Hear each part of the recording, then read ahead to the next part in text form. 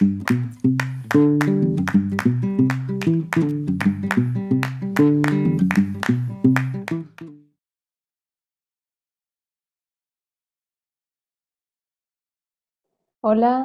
yo soy Andrea Aznar, soy codirectora de la Fundación Itineris, estamos en Buenos Aires, Argentina. Hola, soy Diego González Castañón, también codirector de la Fundación Itineris, que lleva 21 años trabajando en el campo de la discapacidad, en Bueno, Latinoamérica y en varias partes de Argentina en especial. sí, queríamos agradecer a Centro Crianza que nos da la oportunidad de poder encontrarnos con ustedes y también de poder mostrarles algunos avances que desarrolló la Fundación junto con otros colegas e instituciones, que tiene que ver con la profundización de todo el marco teórico y las herramientas con las que venimos trabajando desde la autodeterminación. Así que bueno, hoy les vamos a contar buena parte de ese desarrollo. El tema principal de hoy es la autodeterminación y cómo estamos desarrollando, que esta era la novedad, una herramienta para evaluar la autodeterminación en niños, en adolescentes y también en personas con discapacidad múltiple. Eh, Vamos a hacer una pequeña introducción a lo que es la autodeterminación y a otras cosas donde la relevancia de la autodeterminación es clave. Sí, nosotros queríamos enmarcar esta ponencia en pensar qué es la planificación centrada en la persona, porque la autodeterminación es un eje, es un constructo fundamental a la hora de hacer una planificación centrada en la persona. Hemos desarrollado un modelo argentino de PCP y como vemos allí, cada región requiere de una metodología que le es propia, al menos en nuestro país hicimos mucho recorrido en cómo armar una planificación centrada en la persona con cientos de instituciones a las que capacitamos y hemos encontrado un modelo propio articulado con nuestros marcos teóricos, pero también con una cultura latinoamericana que usa sus propias herramientas y que responde a una población con requerimientos y necesidades propias. La distinción entre nuestro modelo y los demás modelos va a dar para otra ocasión. Lo que sí queríamos comentarles es que la autodeterminación es un constructo. Si es un constructo, a diferencia de un concepto, es algo que se arma, que no tiene una existencia definida, sino que tiene que ver con componentes, como ladrillos de una pared. Esos componentes, para poder comprender y trabajar desde la autodeterminación, tienen que ver con la responsabilidad, con el contexto, con el protagonismo y con la libertad. Vamos a ir viendo que cada uno de ellos tiene efectos particulares, son una especie de ojos de ruta que nos permite la intervención, que nos permite también la evaluación y poder o ir a buscar o darnos cuenta en qué momento de la vida de la persona se está manifestando y en qué sentido se está manifestando la autodeterminación. Eso es lo que nos permite poder pensar estos distintos componentes. Para ver cómo evoluciona la autodeterminación, necesitamos herramientas. Las herramientas que usualmente utilizamos escalas, pero pueden ser cuestionarios, también tienen que ser culturalmente pertinentes. Una y otra vez, en los distintos temas que abordamos, calidad de vida, autodeterminación, apoyos, vemos que utilizar herramientas que provengan de otras culturas no tiene demasiado sentido. Las interpretaciones son muy tiradas de los pelos, realmente. Lo que se concibe como autodeterminación en culturas más individualistas, más exitistas, que no controlan las emociones, que reprimen la expresión de las emociones, es muy distinto a cómo concebimos la autodeterminación los latinoamericanos. Sí, por eso justamente es que nuestras herramientas no están pensadas desde cabezas de expertos solamente, ¿no? Si bien nosotros somos expertos en la temática, trabajamos con instituciones que son expertas en brindar servicios y servicios para una población amplia en cuanto a rango de edad, eh, las instituciones que están colaborando con nosotros en este momento para presentarles las herramientas que les vamos a presentar, trabajan con niños, con adolescentes, con jóvenes y con adultos, con lo cual, con distintas discapacidades y distintos niveles de discapacidad, ¿no? Distintos requerimientos de intervención. Con lo cual, estas herramientas como las más antiguas, que hacen referencia a personas jóvenes y adultas con discapacidad respecto de la autodeterminación, esas son nuestras primeras escalas, siempre estas herramientas son construidas localmente, ¿sí? Por más que haya expertos que piensan desde el nivel teórico que es la autodeterminación, son los mismos efectores con los que generamos los indicadores, ¿sí? Los indicadores parten de un marco teórico, pero sí o sí la selección, el refinamiento, las ideas a las cuales apuntan los indicadores tienen que ver con nuestra población, con los intereses de nuestros profesionales, con las visiones y la intervención en el campo de los profesionales que trabajan en centros educativos terapéuticos, en centros de día, en centros de formación integral.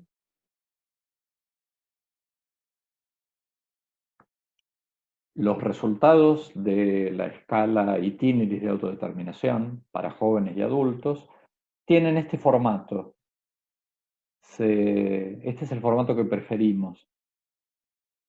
Se analiza la cantidad de respuestas, casi siempre, a veces y casi nunca, para cada una de las áreas: contexto, el protagonismo, la libertad, la responsabilidad. Se puede sacar el total de una población. Esta es una foto que ustedes pueden tener de un grupo de beneficiarios que concurren a una escuela o a un centro de día, a un centro de rehabilitación. Uno puede claramente ver que, bueno, el protagonismo está bajo en este grupo, y ve que también hay un problema con la cantidad de personas cuya libertad eh, no está siendo bien cuidada, digamos, que no están ejerciendo su libertad. Entonces uno con este tipo de medidas ya puede ir tomando decisiones a nivel administrativo, a nivel de política institucional.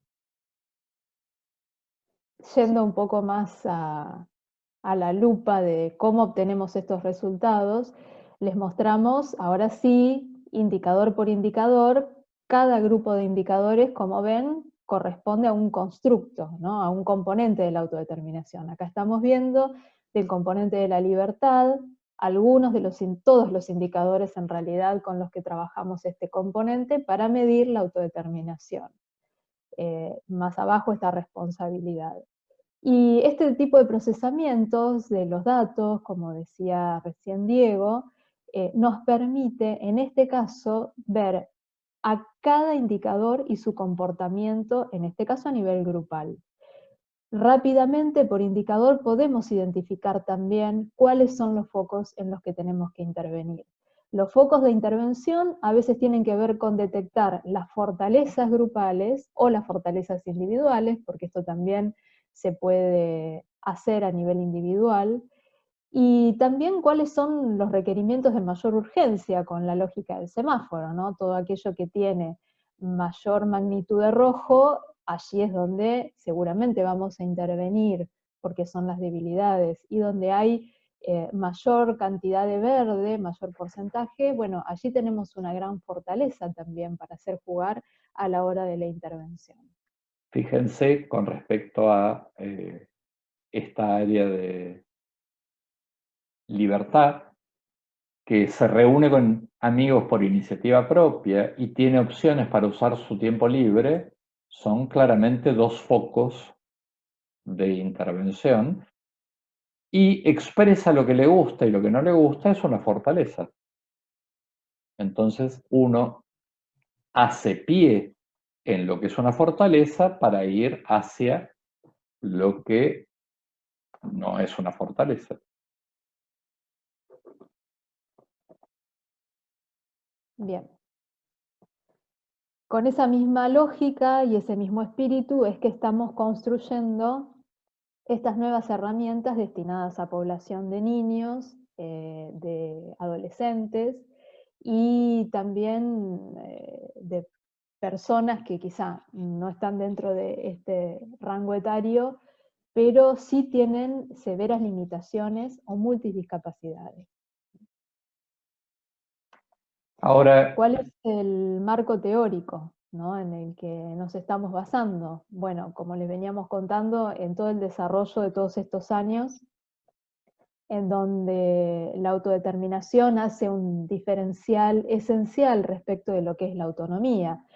La autonomía tiene que ver con todas aquellas habilidades o capacidades que por lo general están muy vinculadas a los programas de terapia ocupacional, de actividades de la vida diaria, en donde se trabaja por y desde la rehabilitación de alguna habilidad en particular, de alguna función en particular.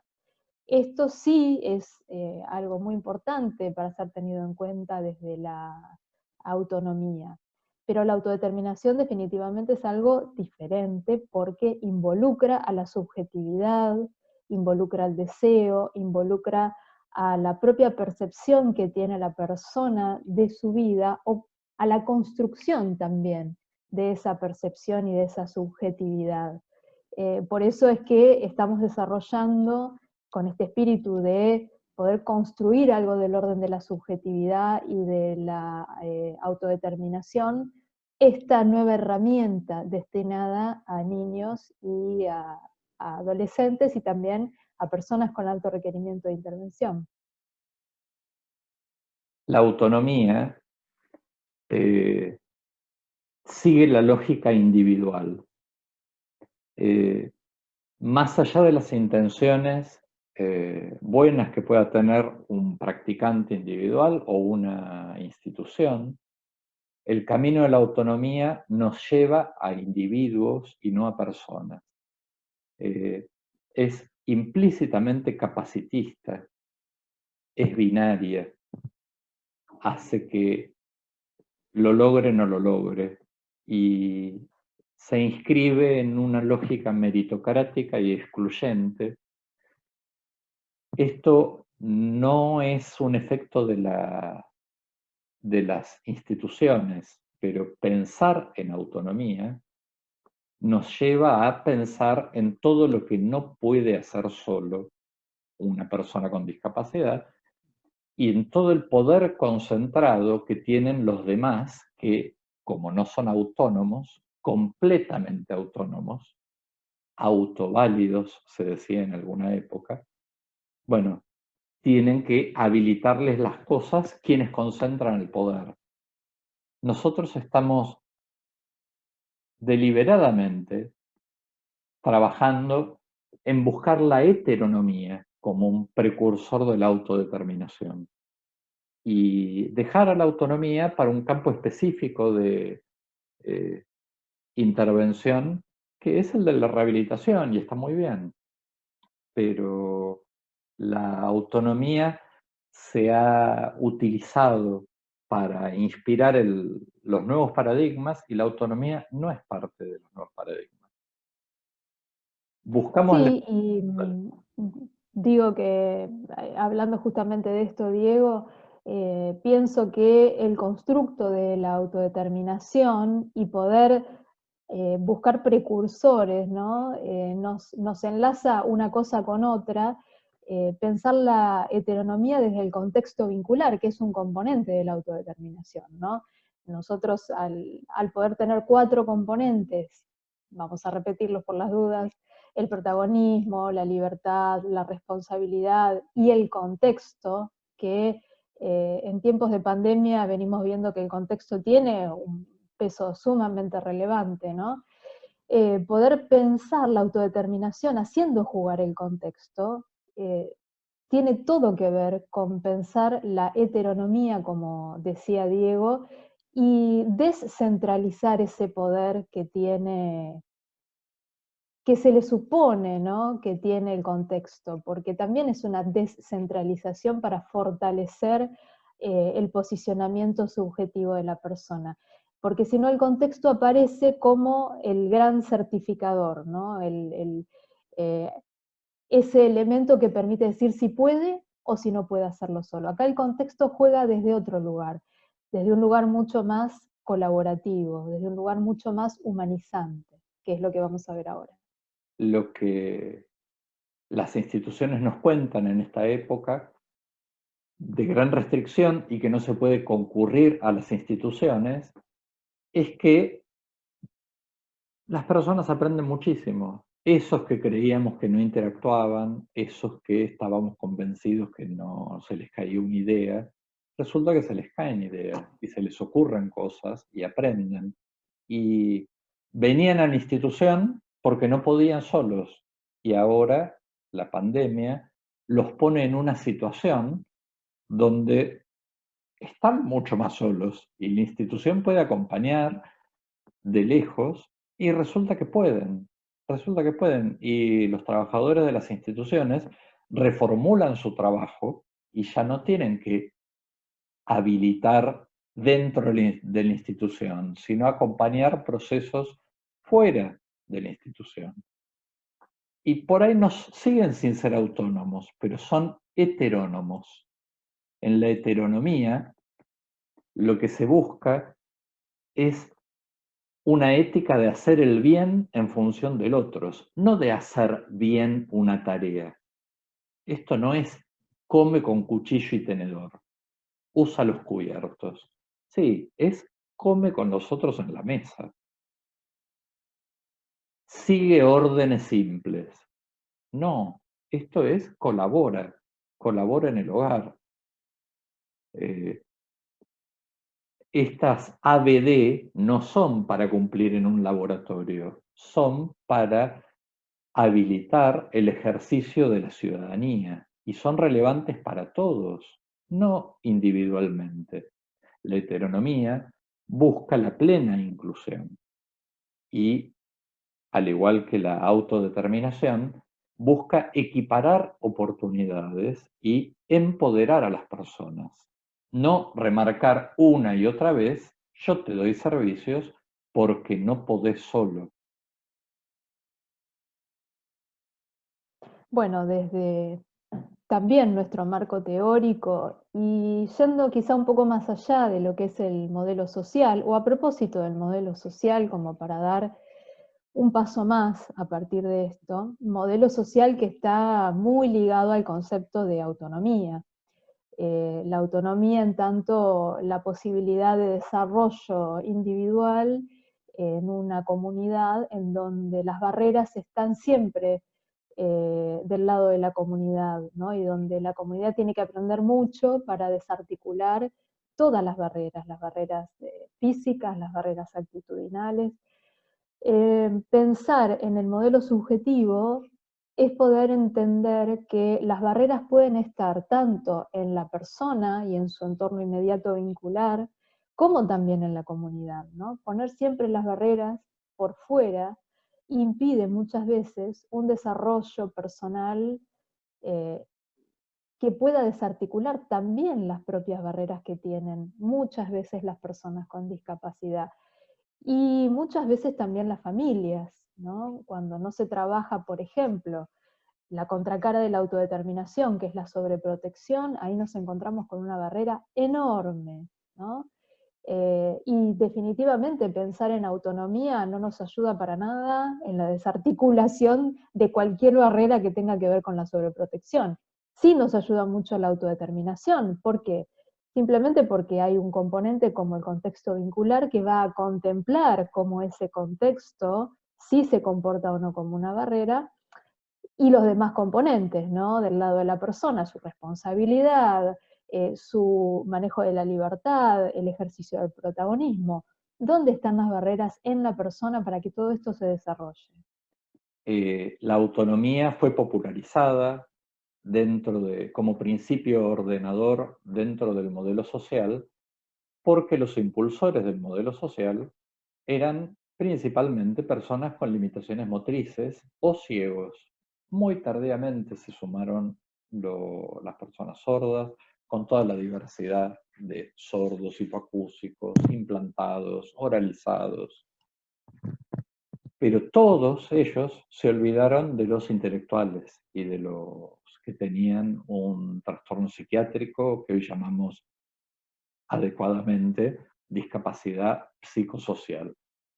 Y las personas con discapacidad intelectual son el 40% de las personas con discapacidad.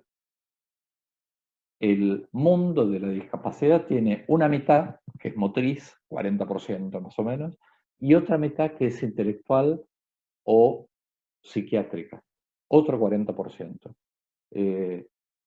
Ceguera y sordera se reparten el 20%, pero sistemáticamente se han olvidado y el movimiento asociativo de personas con discapacidad toleró con total naturalidad durante el desarrollo de la convención, por ejemplo, todo el proceso hasta lograr la convención, que las personas con discapacidad intelectual no estuvieran allí y que estuviera su mamá, sus profesionales, porque el resto de las personas con discapacidad está convencido incluso actualmente que los discapacitados son los intelectuales, porque ellos no tienen autonomía y nosotros sí. Y nosotros el problema que tenemos es que la comunidad nos pone barreras, eh, pero los intelectuales llevan las barreras adentro.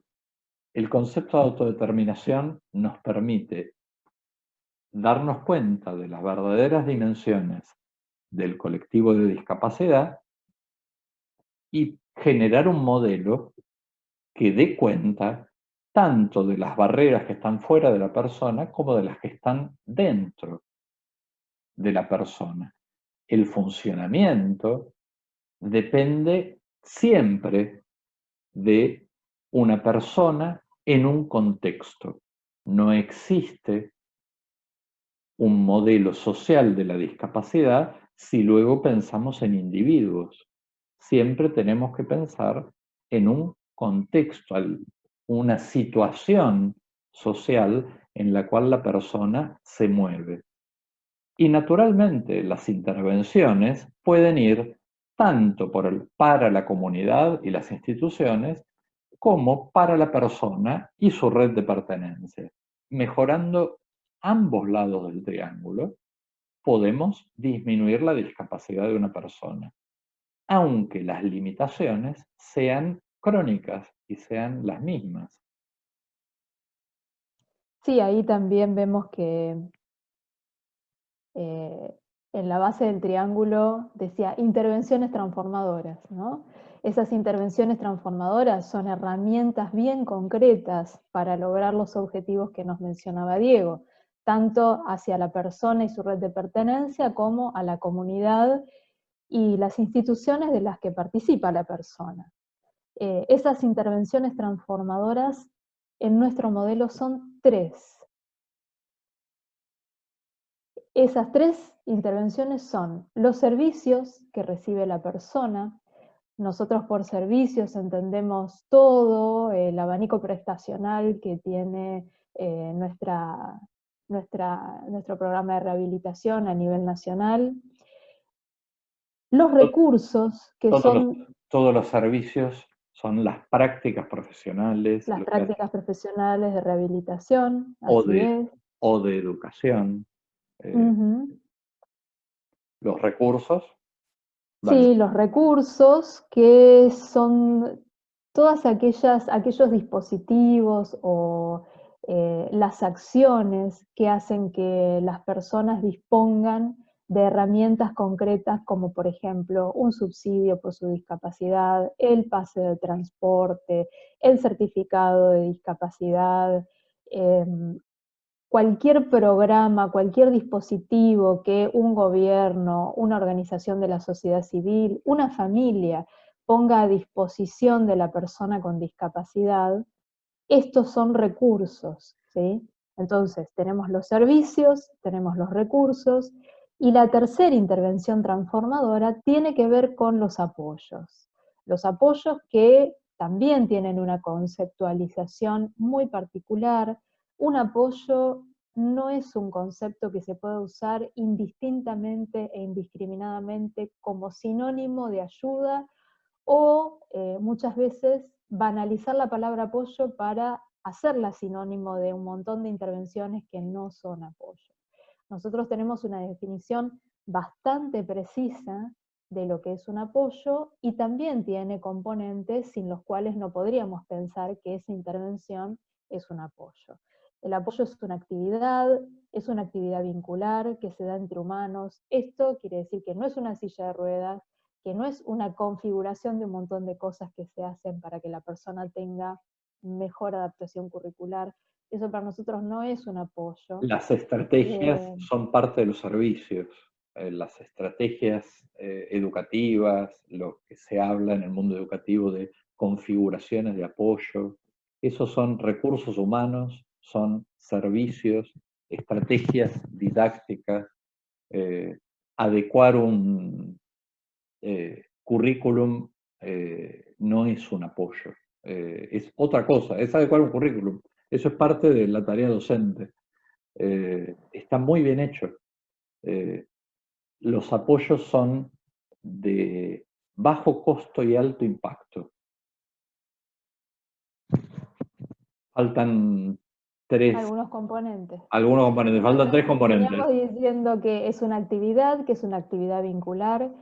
Además es una actividad altamente personalizada, es un traje hecho a medida de la persona, y hay dos componentes más que son muy importantes, que es la planificación y la evaluación. En estos 5 componentes la persona es una protagonista. La persona es parte de esa planificación y también es parte de la evaluación. La persona define de quién quiere recibir el apoyo, cómo recibe el apoyo, para qué y en qué está destinado este apoyo, y si el apoyo sirve o no sirve. Y entonces hay que volver a rediseñarlo en el caso de que hay algo que no salga bien, o haya algo que no salga bien. Si ustedes trabajan en una institución y, como todos, utilizan apoyo en sentido demasiado amplio, pregúntense quién firma las evaluaciones. ¿Alguna vez la firmó la persona con discapacidad?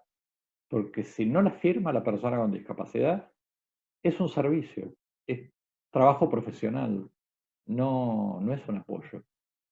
Y si la persona no da su opinión, y si la persona no recibe su propia evaluación, sigue siendo una práctica profesional, en términos que pueda entender. Puede recibir un boletín, pero bueno, eso es una evaluación que hacen otros, no tiene que ver conmigo. En el modelo de planificación centrada en la persona, se diferencian mucho estos tres tipos de intervenciones. Ahora que estamos en época de pandemia, quizás vean este video dentro de muchos años y todo sea parte del pasado o sea el comienzo de la nueva normalidad. Y hay muchos materiales que hablan sobre qué medidas implementar diríamos, intervenciones en caso de que una persona con discapacidad en una institución o en el hogar tengan COVID. Vayan a ver y fíjense si encuentran alguno que diga, como hemos encontrado, que dicen apoyo cada 2 renglones. Entonces, el apoyo y damos apoyo y hay que organizar los apoyos y brindar apoyos y el apoyo a los que brindan apoyo. Y esto no es un chiste, este es un berenjenal en el que se cae porque uno no describe las categorías claramente.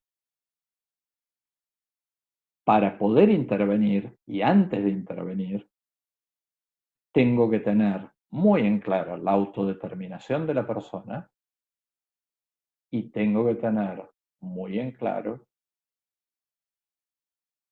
la plena inclusión de la persona y que yo estoy trabajando para eso. Esos son dos bastones que mantienen tensa una urdimbre hecha de metas personales. Entonces, primero, antes de intervenir, tomo en cuenta las metas de la persona, los sueños de la persona, los tenso con la autodeterminación y con la plena inclusión, y luego voy tramando las intervenciones, sean estas servicios, apoyos, recursos, y los voy hilvanando.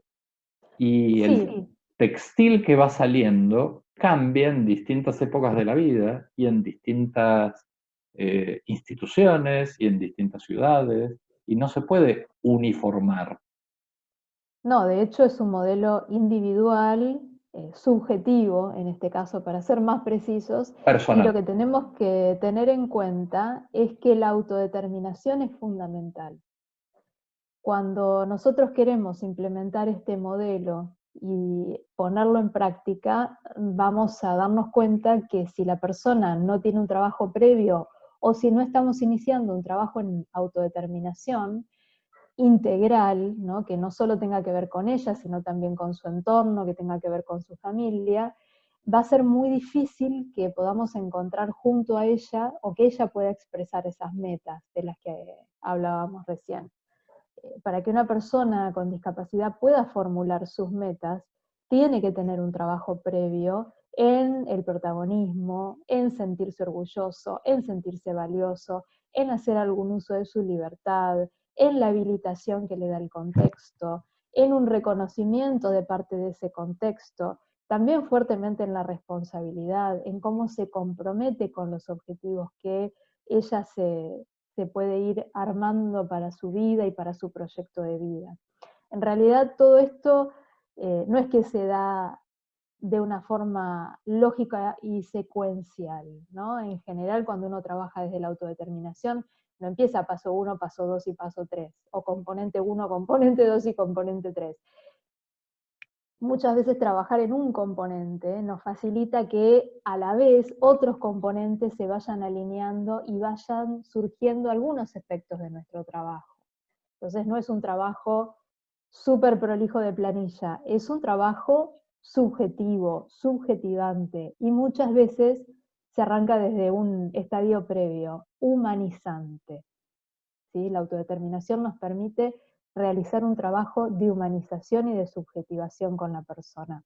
En este caso estamos viendo otra vez un triángulo que lo usamos para, que en realidad no es un triángulo solito, ¿no? Vemos que tiene Es una pirámide triangular, es como tetraedro. un Eh, dado de 4 caras.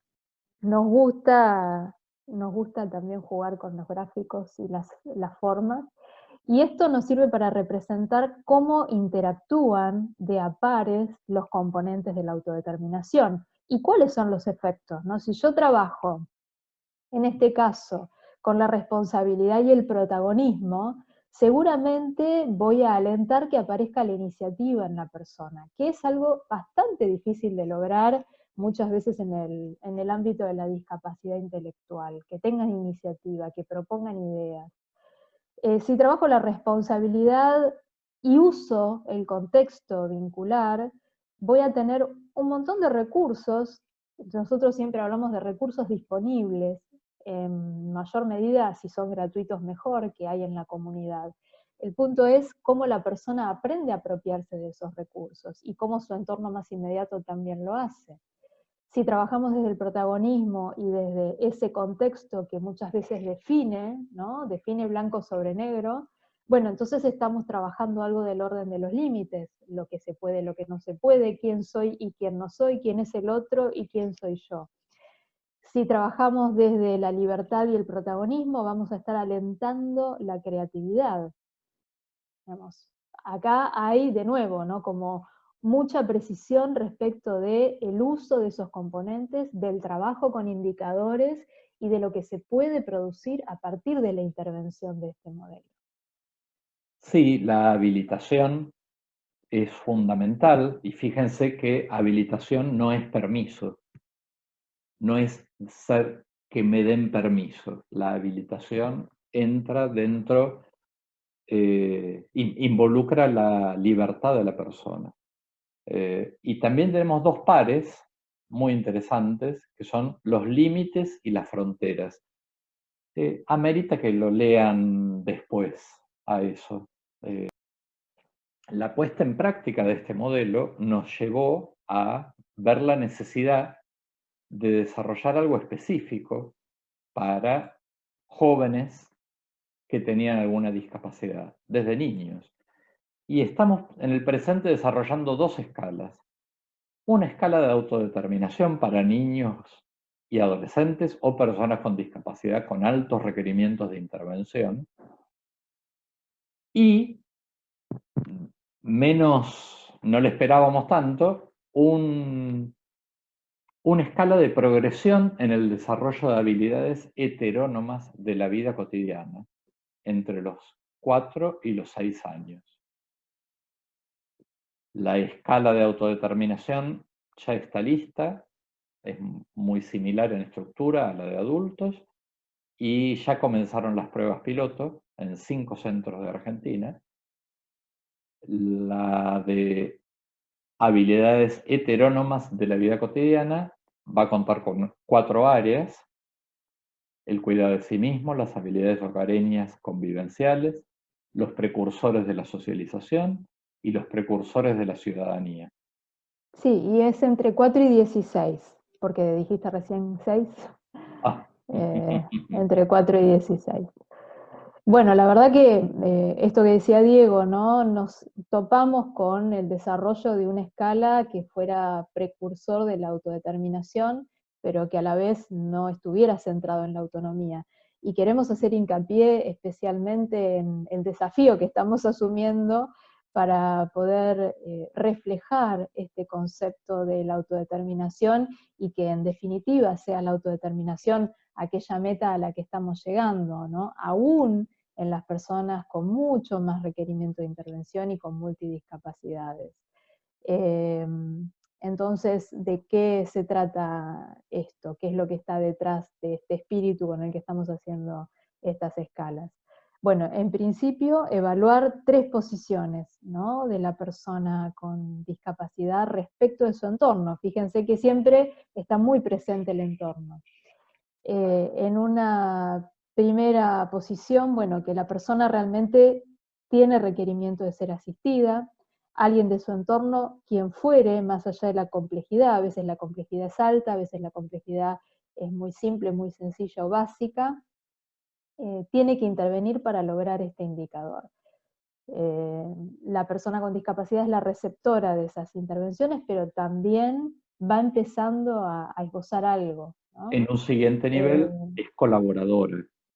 La persona, independientemente de sus limitaciones, realiza una parte de la acción, aunque solo sea iniciarla o recibirla activamente. En el tercer nivel, la persona es heterónoma y hace las cosas, aunque no sea por sus medios en sentido autónomo, son sus medios porque los recursos, los servicios y los apoyos son sus propios medios porque es su derecho. Entonces tenemos que superar la visión de que ella en realidad no puede. No, está pudiendo ella, él, con el apoyo, con el servicio, con el recurso, que son los que le están equiparando las oportunidades. Y se transforma en un ciudadano pleno, uno más de la familia, uno más de la comunidad. Todo esto lo pueden encontrar en nuestro libro. Sí, volvemos para atrás. Ahí está nuestro libro de planificación centrada en la persona, prácticas revolucionarias latinoamericanas en discapacidad. Hay una versión que es gratuita, de libre circulación, en PDF y que también es accesible. Y bueno, para los que les gusta más la versión impresa, se puede conseguir por Mercado Libre en Argentina, por supuesto. Bueno, muchas gracias por haber asistido. Si les interesó, entren en contacto con nosotros. Si les quedaron preguntas, entren en contacto con nosotros. Háganse seguidores de Instagram, seguidores de Facebook. Ahí les vamos a dejar como cierre los datos de contacto. Mándenos un mail, entren a la página de la Fundación o de los autogestores. Bueno, muchas gracias. Muchas gracias y bueno, esperamos tener algún intercambio con ustedes a partir de este concepto que es la autodeterminación y de las herramientas, si les interesa. Muchas gracias.